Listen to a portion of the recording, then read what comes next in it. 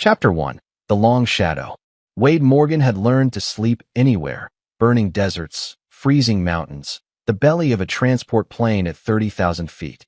But tonight, in a firebase outside Kandahar, sleep wouldn't come. He stared at the corrugated metal ceiling of his quarters, listening to the distant rumble of generators and the occasional crack of gunfire from the perimeter. 15 years with the Navy SEALs had taught him to trust his instincts. Something was wrong. The feeling had started 3 months ago, right after his ex-wife Michelle remarried. Video calls with his daughter Sophia had become different. She smiled less. Her eyes darted off-screen. She asked fewer questions about when he'd come home, as if she'd stopped hoping. Wade sat up and checked his watch. 0347 hours. Back in Virginia, it would be evening. He opened his laptop and scrolled through the last few messages from Sophia. Short. Distant. "Everything's fine, Dad. School's good. Yes, Shane's nice to me. Shane Monroe." The man had swept into Michelle's life 6 months after the divorce papers were signed. A regional sales manager for a pharmaceutical company, according to his LinkedIn profile. 42 years old, never married, no kids. Wade had run a background check. Nothing criminal, but something about the man's smile and the wedding photos had set off alarm bells. "Still stalking your ex's new husband?" Greg Giles appeared in the doorway, carrying 2 cups of coffee. His teammate and best friend for a decade, Greg knew Wade better than anyone.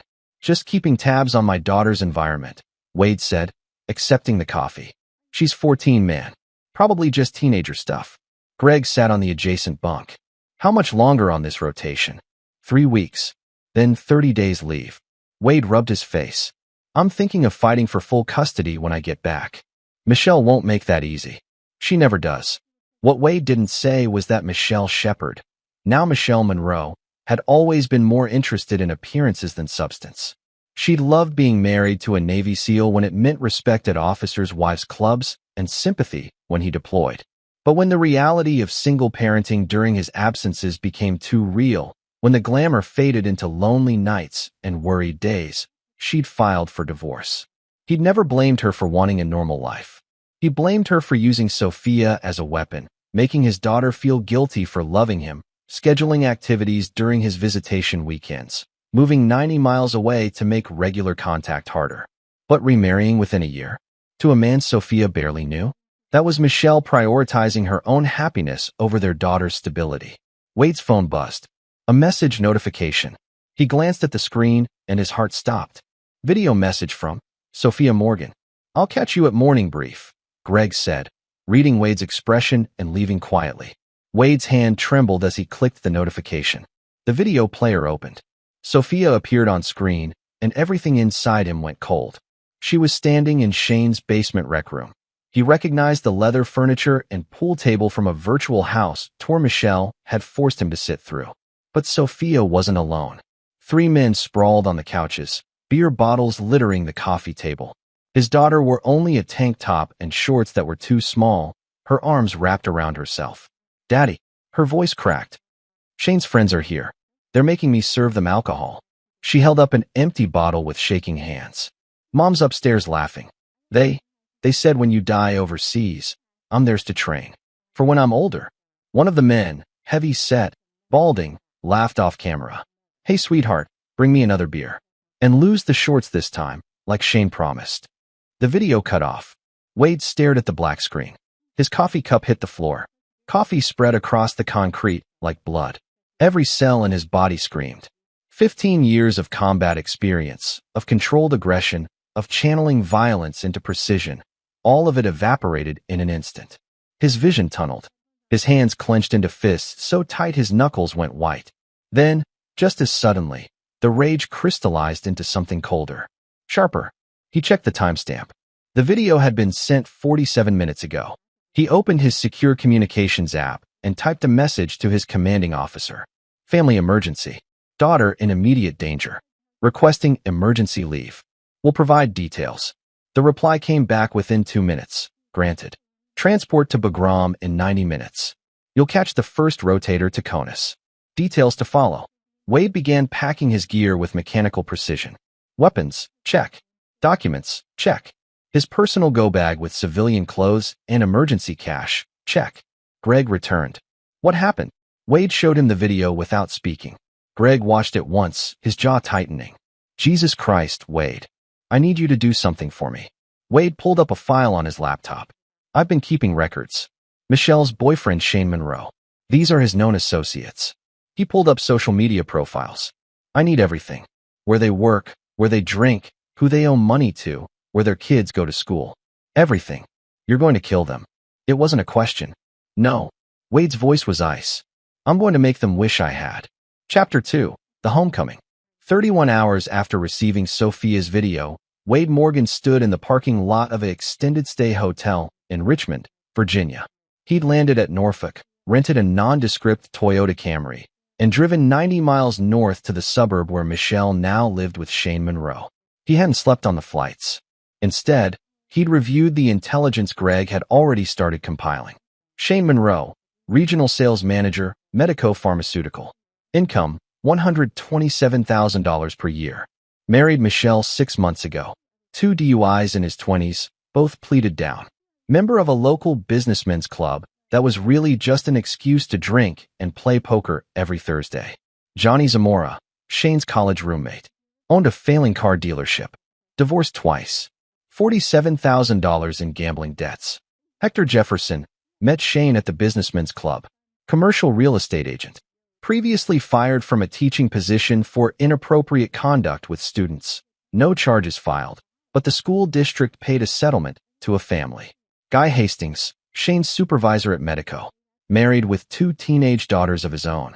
Clean record, which made his presence in that basement even more disturbing. Wade had studied their faces, memorized their addresses, mapped their routines. Greg had worked fast, too fast for official channels. He'd called in favors from agency contacts, tapped into databases that didn't officially exist. But before Wade could move against them, he needed to secure Sophia. He called his daughter's cell phone. It rang 6 times before she answered. Hello. Her voice was small, frightened. Sophie girl, it's Dad. Dad. A pause. You're still overseas. I'm in Richmond. At the extended stay on Broad Street. Can you get away from the house? Mom took my car keys. Shane said I'm grounded until I adjust my attitude. Wade's jaw clenched. Where are you right now? My room. Shane's at work. Mom's at yoga. Good. Listen carefully. In your closet, top shelf, left side, there's a shoebox with your old Build-A-Bear stuff. I hid something there last Christmas. Do you remember? Sophia was quiet for a moment. Wade heard movement, then a soft gasp. The emergency phone. You said if I ever needed to call you, and Mom took my phone. Exactly. That phone is untraceable and fully charged. Keep it hidden. I also put $500 cash in there. Tonight, can you get to the 7-Eleven on Thompson Road? I can walk there. It's like 10 minutes. What time does Shane get home? Usually around 7. I'll pick you up at the 7-Eleven at 6:30. Pack a bag. Essentials only, nothing that will be obviously missing. Can you do that? Dad, what's happening? Are you taking me away? Wade's voice softened. Yes, sweetheart. I saw the video you sent. I'm so proud of you for reaching out. You're safe now. I promise. Sophia started crying. I'm sorry, I didn't know what to do. Mom said I was overreacting, that Shane's friends were just joking around.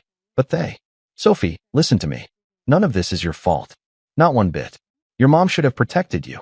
Shane should have protected you. They didn't. But I'm here now. Okay. She sniffled. 6:30. I'll be there. Wear layers. Bring your passport and birth certificate if you can find them. And Sophie, don't tell anyone about this call. Not your mom, not Shane, not your friends. Nobody. I won't. I love you, Dad. I love you too, baby girl. Wade ended the call and sat in the Camry, forcing himself to breathe. The easy part was done. Getting Sophia to safety was paramount. Everything else could wait. But not for long. At exactly 6:28 p.m., Wade pulled into the 7-Eleven parking lot. Sophia stood near the entrance, wearing a hoodie and jeans, a backpack over her shoulders. She looked thin, tired, older than 14. She saw the Camry and ran to it, yanking open the passenger door and throwing herself inside. Go, go, go. Wade pulled out smoothly, checking his mirrors. No pursuit. You okay? Yeah. Mom got home right after I left. She was on the phone with Shane, complaining about her yoga instructor. Sophia laughed bitterly. She didn't even notice I was gone. They drove in silence for several minutes. Wade kept to side roads, avoiding main thoroughfares and traffic cameras. Finally, Sophia spoke. Are we going to your apartment in Virginia Beach? No. Too obvious. I have a friend who owes me a favor. We'll stay at his place for a few days while I make arrangements. Arrangements for what? Wade glanced at his daughter. She deserved the truth. Legal arrangements. Emergency custody. I'm also going to make sure Shane and his friends never bother you, or any other child, again. Sophia looked out the window. They didn't actually touch me. Not like that. But the way they looked at me. The things they said. And Mom she acted like I was being dramatic. Like I should be grateful Shane was helping me learn to be social. Did Shane? Wade couldn't finish the question. He never touched me either. But he watched. He encouraged them. He told Johnny it was fine to ask me to sit on his lap. He told Hector I needed to learn how to please men if I wanted to be successful. She wiped her eyes. Is that normal? Mom said lots of families are affectionate like that. No, Sophie. That's not normal. That's called grooming.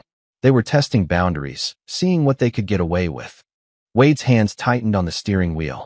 How long has this been going on? About 3 weeks. Right after Shane's boss guy came over for dinner and said I was growing up beautifully. Shane started inviting friends over on Thursday nights, Mom's yoga night. He said I should practice my hosting skills. 3 weeks. Wade had been overseas for 3 months, and this had been happening for 3 weeks.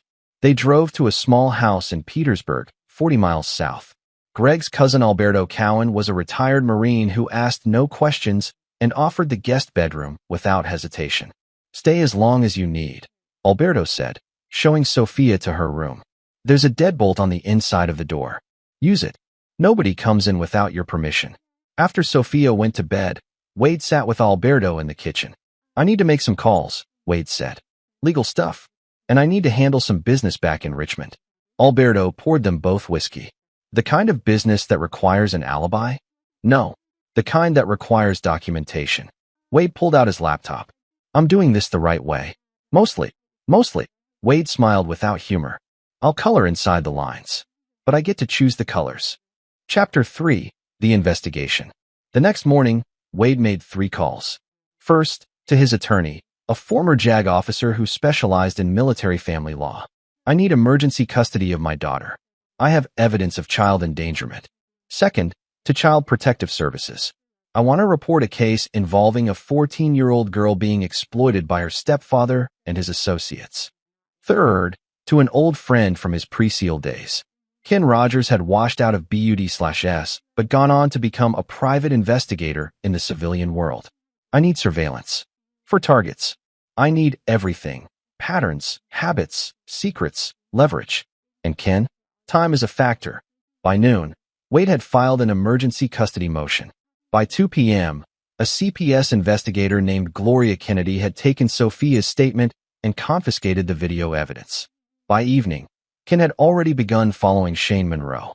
Your ex-husband is a creature of habit, Ken reported via encrypted call. Leaves work at 5:15, stops at the same bar, Bradley's Tavern, 3 nights a week. Thursday nights, he goes home early. That's when his buddies come over. Thursday night is tomorrow, Wade noted. Yep. I've got eyes on Johnny Zamora and Hector Jefferson too. Zamora's in deep with a lone shark named Raoul Whalen. We're talking broken kneecap territory. Jefferson's been hanging around a high school. Not the one he used to teach at, but close. Got some photos that would interest his parole officer if he had one. What about Guy Hastings? The boss? Clean on the surface. But I pulled his travel records. Lot of trips to Southeast Asia. Thailand, Cambodia, Philippines. Always solo. Never for more than a week. I've got a buddy in Bangkok who might be able to tell us what he was doing there. Wade felt the pieces coming together. Keep digging. I want to know everything. Gloria Kennedy called that evening. Mr. Morgan, I've reviewed the evidence. We're opening a formal investigation. I'll be conducting home visits and interviews with your ex-wife and her husband. What about criminal charges? That's up to the Commonwealth's attorney. But based on what I've seen, there's definitely grounds for a child endangerment investigation. The video shows clear inappropriate behavior. How long until the hearing? Emergency custody hearing is scheduled for Friday morning. Can you and your daughter be there? We'll be there. Thursday night, Wade left Sophia with Alberto and drove back to Richmond. He parked 3 blocks from Shane and Michelle's house. A cookie-cutter colonial in a development where every lawn looked identical. Ken Rogers was already in position, sitting in a plumber's van with tinted windows. Wade slipped into the passenger seat.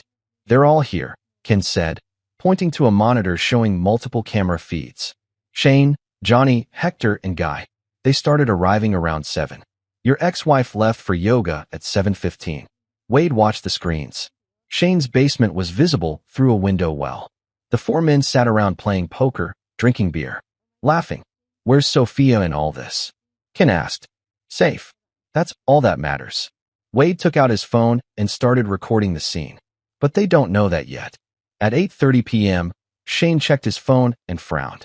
He said something to his friends and headed upstairs. Through another camera angle, they could see him calling someone, probably Michelle, asking where Sophia was. 10 minutes later, Shane came back downstairs, visibly agitated. The poker game broke up. Guy Hastings left first, then Hector, then Johnny. Wade's phone rang. An unknown number. "Hello? Wade." Michelle's voice was shrill. "Where's Sophia? She's not home, and she's not answering her phone." "She's with me." "You kidnapped my daughter?" "I extracted my daughter from a dangerous situation." "There's a difference." "You have no right." "I have every right. I'm her father, and you're going to find out just how serious I am about protecting her when we see you in court tomorrow." Michelle's tone changed, became calculating. "Wade, let's be reasonable. Whatever Sophia told you, she's exaggerating. You know how dramatic teenage girls can be. I saw the video, Michelle. I saw grown men telling my 14-year-old daughter to serve them alcohol in her underwear. I heard them tell her she'd be theirs when I died. And you were upstairs laughing." Silence. "That's not." Shane's friends were joking. "Sophia took it the wrong way." "Then you can explain that to CPS tomorrow. And to the judge. And to the police." Wade hung up. Ken whistled low. "You're burning bridges. Some bridges need to burn." Wade watched as Shane's house erupted in activity. Lights turned on. Shane came outside, got in his car, and drove away, probably to look for Sophia. "What now?" Ken asked. "Now we make sure tomorrow goes smoothly. And then we move to phase 2. Which is?" Wade smiled. "Justice. The legal kind first. Then the other kind." Chapter 4, The Courtroom. Friday morning, the emergency custody hearing took place in Richmond Circuit Court. Wade wore his dress blues, service ribbons, and trident gleaming. Sophia sat beside him in a modest dress, her hands folded in her lap. Michelle and Shane arrived with their attorney, a slick corporate lawyer named Edward Branch who clearly charged by the hour.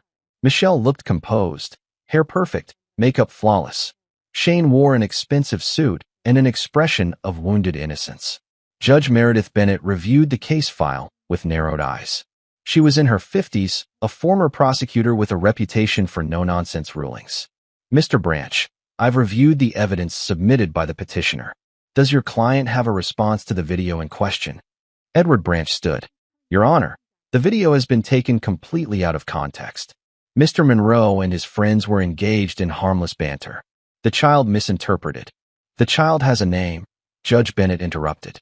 "And she's sitting right there. Please address her with respect." Branch cleared his throat. Sophia misinterpreted casual conversation as something more sinister. "Mr. Monroe has been nothing but a devoted stepfather."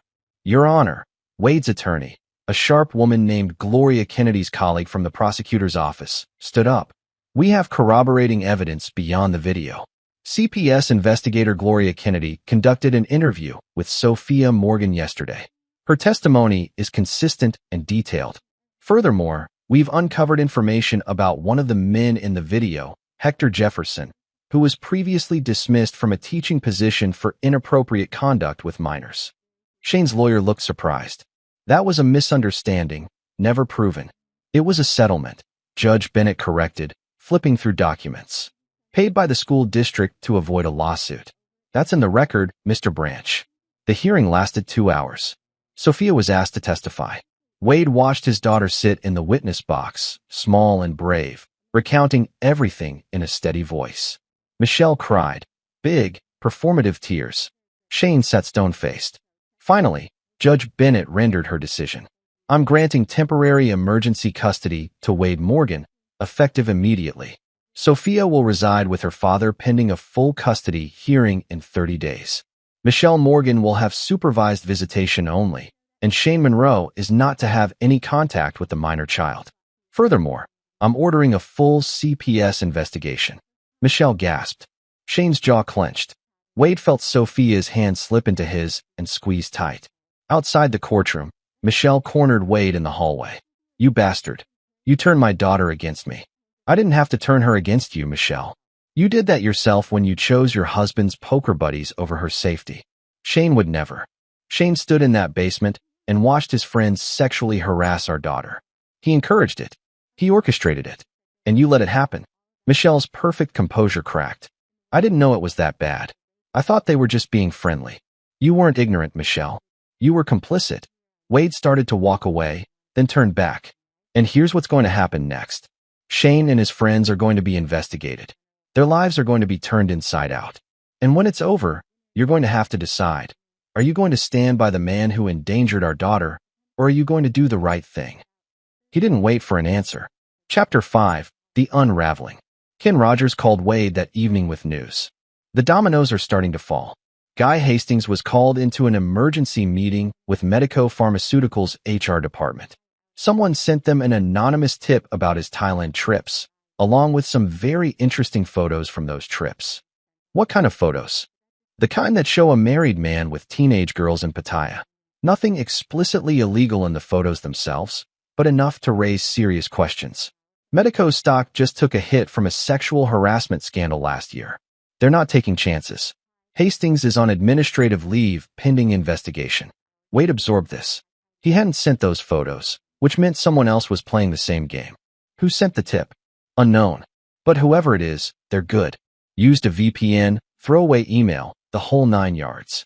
The next morning, Johnny Zamora was arrested for failure to appear on an outstanding warrant. Apparently, his gambling debts had led to some bounced checks that had turned into fraud charges.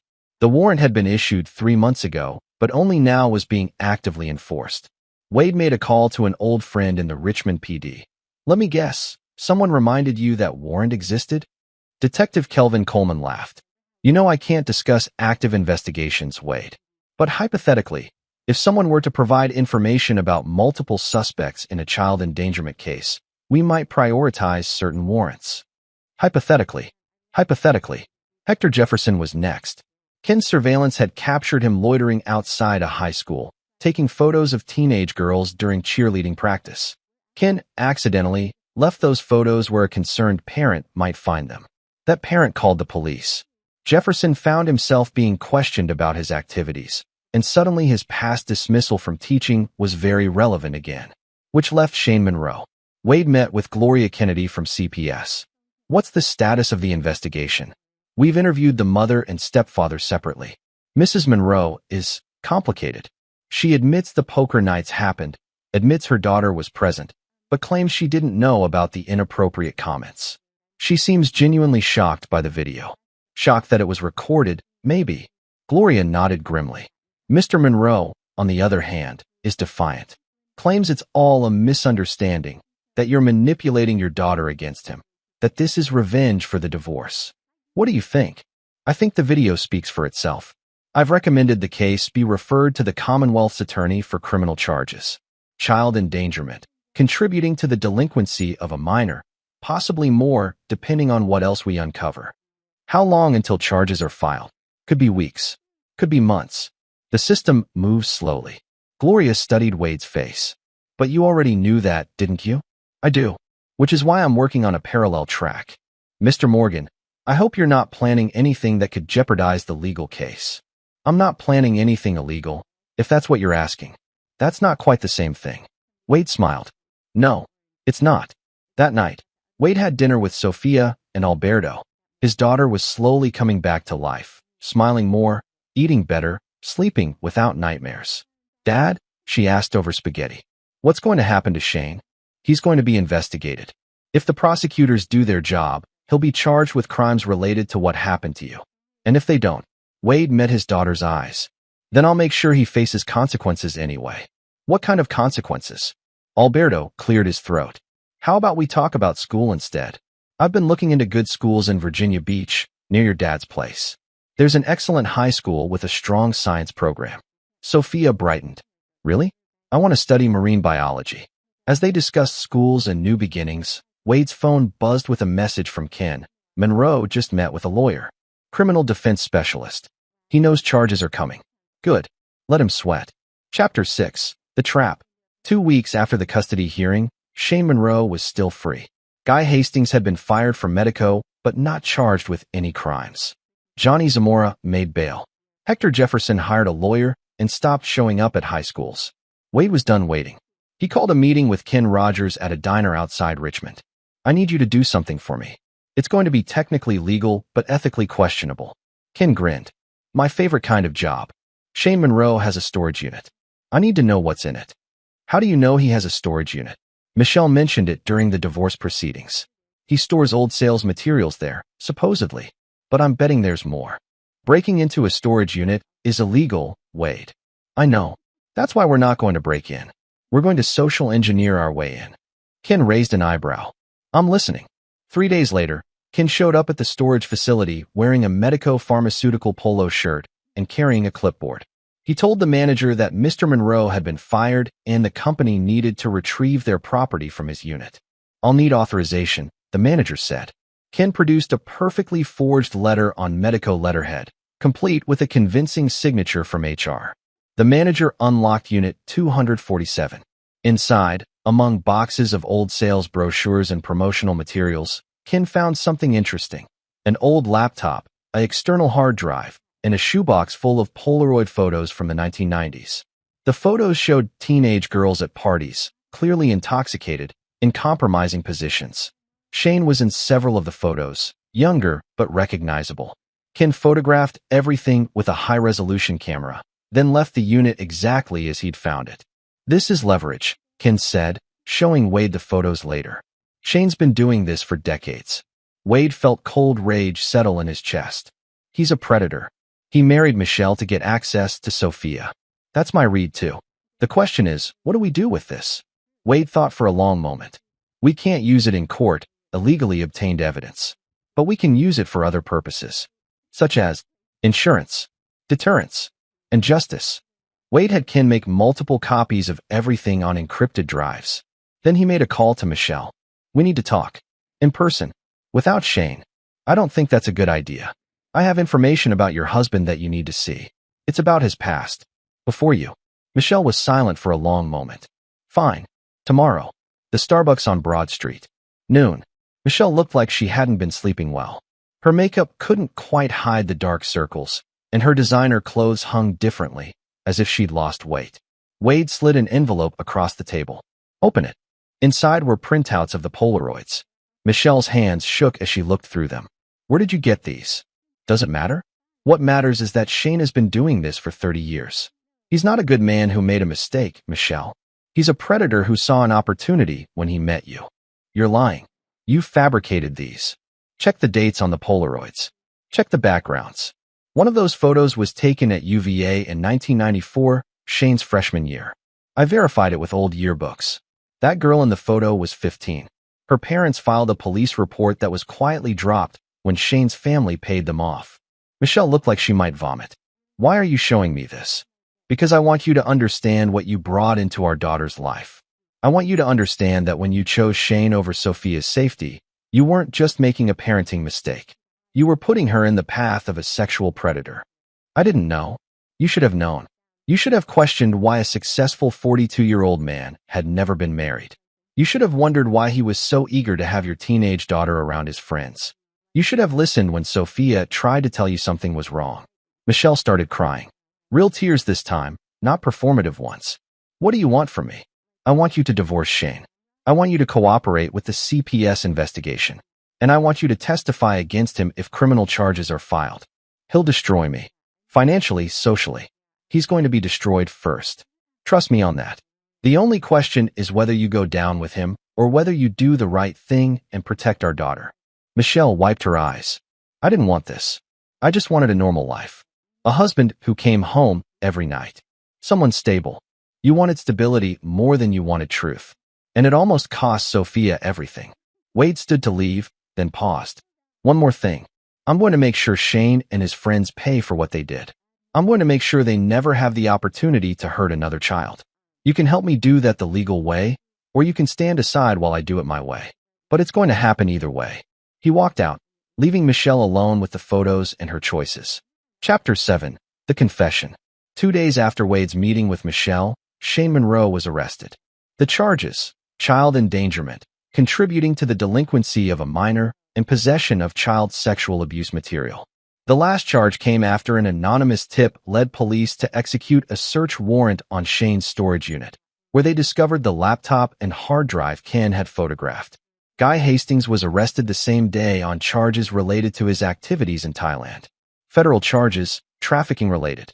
His travel records and financial transactions told a damning story. Johnny Zamora, facing serious fraud charges and unable to make bail a second time, agreed to testify against Shane in exchange for a reduced sentence. Hector Jefferson fled the state. He was arrested 2 weeks later in Florida. Michelle filed for divorce and moved into a rental apartment. She called Wade. "I'm testifying for the prosecution," she said. "My lawyer says I might face charges too. Neglect, failure to protect. But I'm doing it anyway. That's the right thing to do. I'm sorry, Wade. For everything. For not believing Sophia. For not protecting her. For being so blind. Don't apologize to me. Apologize to her. She won't take my calls. Then write her a letter. And keep writing until she's ready to read them. It might take years. It might never happen. But you owe her the effort." Michelle was quiet for a long moment. "What you did? Exposing Shane, bringing all this to light. How did you know it would work?" "I didn't. But I knew I had to try. That's what fathers do. We protect our children, no matter the cost." Shane Monroe's trial was set for 6 months later. But Wade wasn't satisfied with just the legal proceedings. He wanted Shane to understand, viscerally, what it felt like to be powerless and afraid. He enlisted Ken's help one more time. "I need you to facilitate a meeting. Shane and me. Somewhere private. Wade, if you're planning what I think you're planning, I'm not going to kill him. I'm not even going to touch him. I just want to talk." Ken sighed. "Okay, but I'm watching from a distance. Just in case." The meeting took place in an abandoned warehouse in South Richmond, the kind of place where drug deals happened and people didn't ask questions. Shane arrived first, lured by an anonymous message claiming to have information that could help his case. Wade stepped out of the shadows. Shane's face went white. "You? Me?" Shane backed toward the door. "This is entrapment. Whatever you're planning, it won't hold up in court." "I'm not planning anything for court, Shane. This is just between us. I'm not saying anything without my lawyer." "That's fine. You don't have to say anything. Just listen." Wade pulled up a chair and sat down, relaxed, in control. "Here's what's going to happen. You're going to prison. Federal charges plus state charges? You're looking at 20 years minimum. And in prison, there's a hierarchy. You know what happens to people who hurt kids?" Shane's hands trembled. "I never touched her. I never. You groomed her. You created an environment where grown men sexualized a 14-year-old child. You told her it was normal. You told her she needed to learn how to please men. That's not just joking around, Shane. That's predatory behavior. And the jury is going to see all of it. The videos, the photos from your storage unit, the testimony from Michelle, from Sophia, from your buddy Johnny, who's already flipped on you. What do you want from me? I want you to understand something. For 30 years, you've gotten away with hurting young girls. Your family's money protected you. Your charm protected you. Your ability to manipulate people protected you. But it's over now. You came after my daughter, and you made the biggest mistake of your life." Shane's bravado collapsed. He sank into a chair, head in his hands. "I have a problem. I know I have a problem. I've tried to stop. I don't care about your excuses. I don't care about your childhood trauma or your addiction or whatever rationalization you've built for yourself. All I care about is that you never have the opportunity to hurt another child. Are you going to kill me?" Wade laughed without humor. "No. Death would be too easy. You're going to live a long life, Shane, in a 6x8 cell. And every day, you're going to remember the choices you made. Every day, you're going to wonder if today's the day someone in prison finds out what you did and decides to deliver their own justice. That fear, that powerlessness, that's what you put Sophia through. So now you get to experience it yourself." Wade stood and walked to the door. "Oh, and one more thing. I made copies of everything from your storage unit. Multiple copies, stored in multiple locations. If anything happens to me, to Sophia, or to anyone else in my family, those copies go to everyone. Every news outlet, every social media platform, every person you've ever known, your parents, your old fraternity brothers, everyone. And the photos from Thailand that got Guy Hastings arrested? Those were just the tip of the iceberg. There's so much more. So do yourself a favor. Take the plea deal when they offer it. Because if you force Sophia to testify at trial, if you make her relive any of this in public, I will make sure every single disgusting detail of your life becomes public knowledge. Shane looked up, tears streaming down his face. I'm sorry. Don't apologize to me. Save it for the judge. Wade walked out, leaving Shane alone in the darkness. Chapter 8. The Fallout. Over the next 3 months, the case against Shane Monroe and his associates built momentum. Guy Hastings pleaded guilty to federal charges and received 15 years in prison. Johnny Zamora testified against Shane in exchange for a sentence of 3 years for fraud. Hector Jefferson fought extradition from Florida and lost.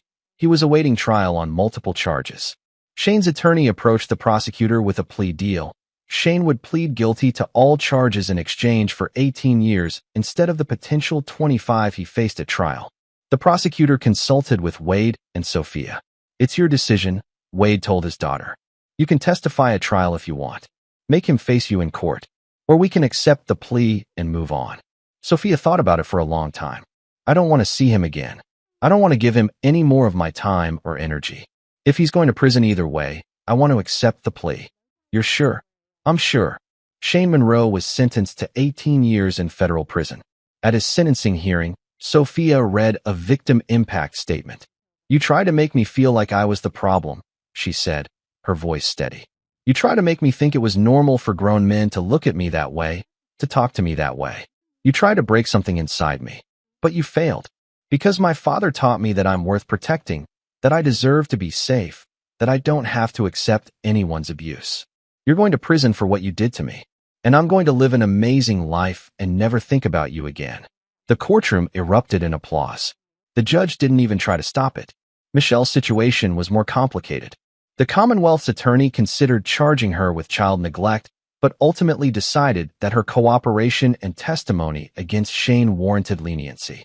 She was ordered to complete parenting classes and therapy. Her relationship with Sophia remained fractured. Wade facilitated supervised calls, but Sophia kept them brief and distant. I'm not ready to forgive her, Sophia told Wade. Maybe someday, but not now. That's okay. Forgiveness is something you do for yourself, not for the other person. When you're ready, you'll know. 6 months after Shane's sentencing, Wade retired from the Navy SEALs. 15 years of service was enough. He'd seen and done things that would haunt him forever, but none of it compared to the terror of almost losing his daughter. He used his military benefits to enroll in college, criminal justice degree, with the goal of becoming an advocate for children in similar situations. Sophia thrived in her new school in Virginia Beach. She joined the swim team, made new friends, started seeing a therapist who specialized in trauma recovery.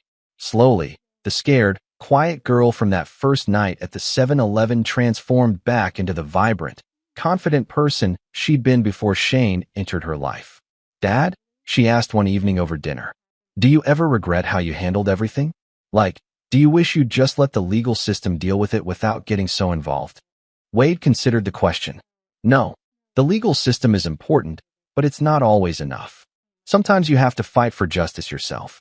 Sometimes you have to be willing to bend the rules to protect the people you love.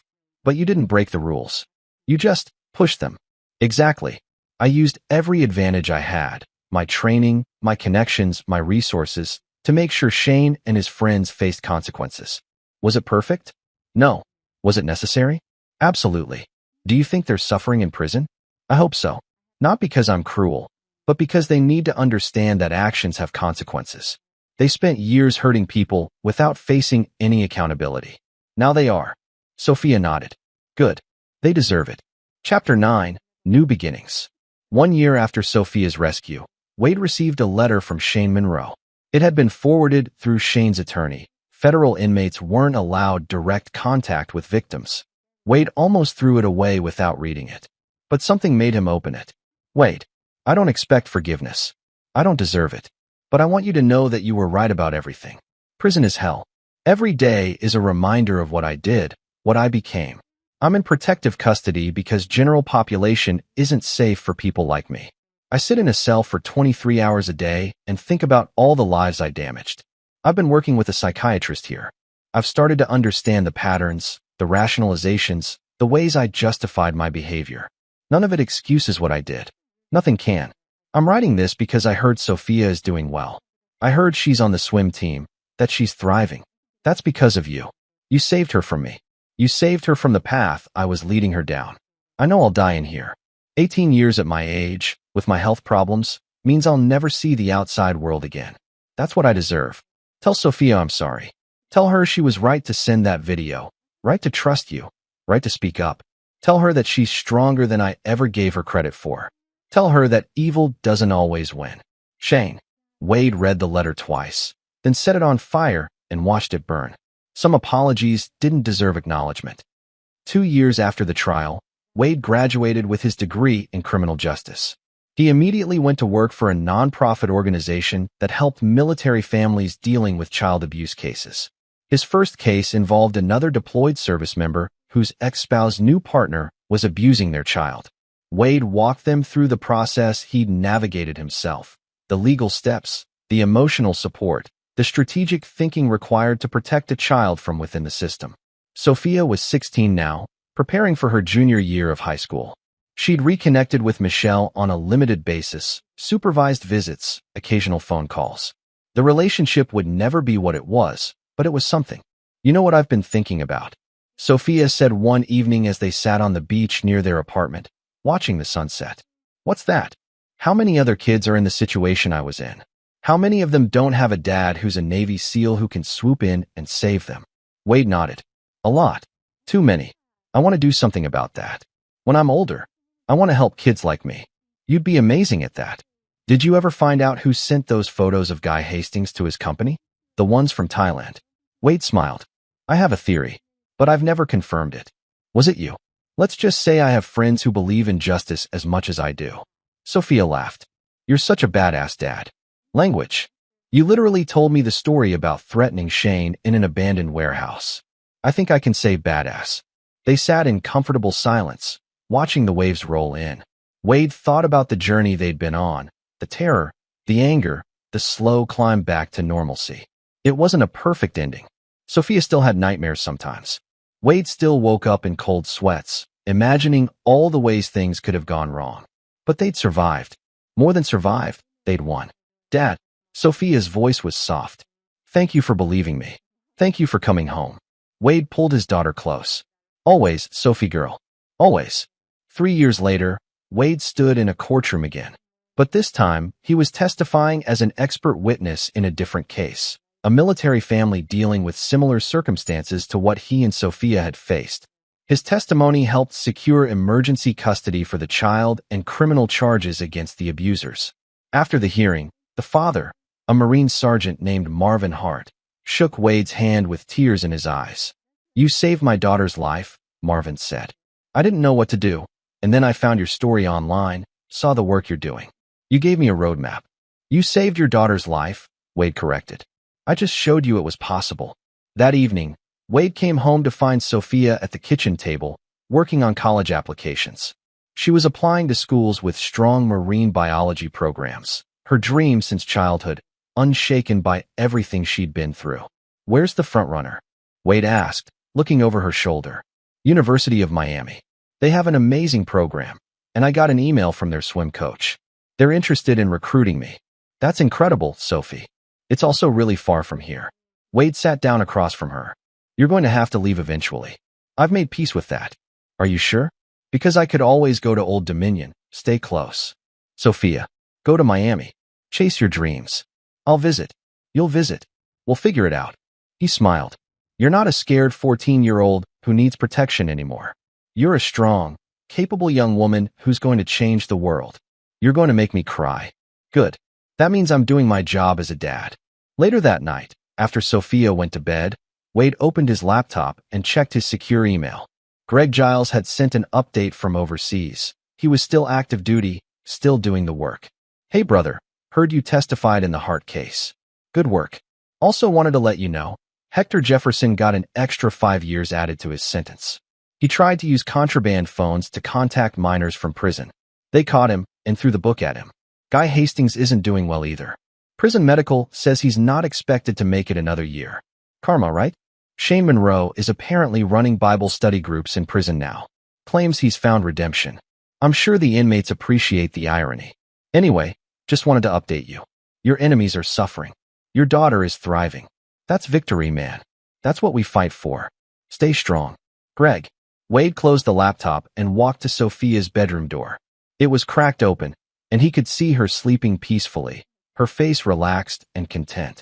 He thought about that terrible night when he'd received her video message. The rage, the fear, the absolute certainty that he would do whatever it took to protect her. And he had. Not with violence, though he'd been prepared for that. Not with vigilante justice, though he'd been tempted. But with strategic thinking, with leveraging every resource and connection he had, with using the system against those who thought they were above it. Shane Monroe and his friends had preyed on the vulnerable, confident they would never face consequences. They'd underestimated a father's love and a SEAL's determination. They'd learned differently. Wade closed Sophia's door quietly and went to his own room. Tomorrow he had 3 new cases to review. 3 more families who needed help.